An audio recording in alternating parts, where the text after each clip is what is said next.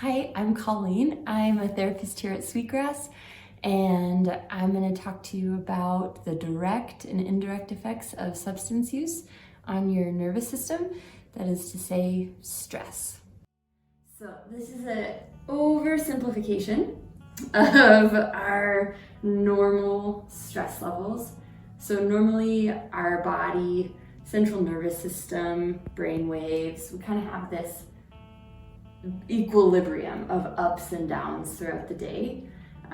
So we have like a normal stressor, and our central nervous system, our heart rate will sort of activate to that level and then kind of relax and go down here, and throughout the day kind of have this normal baseline or equilibrium as we call it.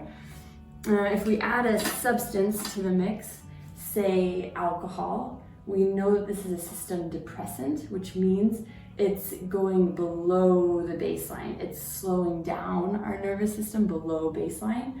So a substance like alcohol, which is a system depressant, has a direct effect that looks like this, slowing down the central nervous system. And then an indirect effect, which is just the opposite. So like equal to, so like the direct effect and then the indirect effect. And the more we have of the substance, so say like this is 1 drink, so then 2 drinks and 3 drinks would look like this.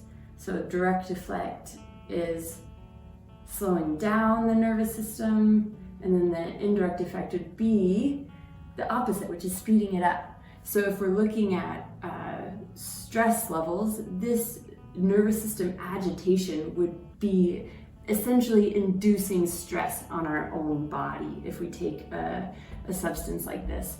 And if we took a stimulant, it would look more like, well, I'll use a different color. It would look the opposite because we'd be activating our nervous system, and then the indirect effect of that stimulant would be causing a depression, both physiological and emotional or psychological. So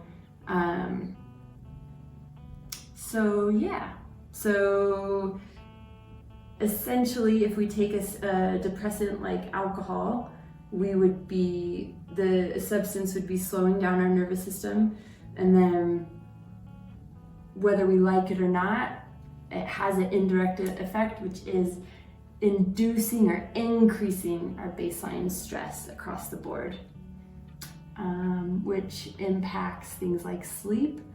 So if you were to take a drink before bed, it would look like this. And then throughout your sleep, it would start to look like this, where now your heart rate is beating really fast or faster.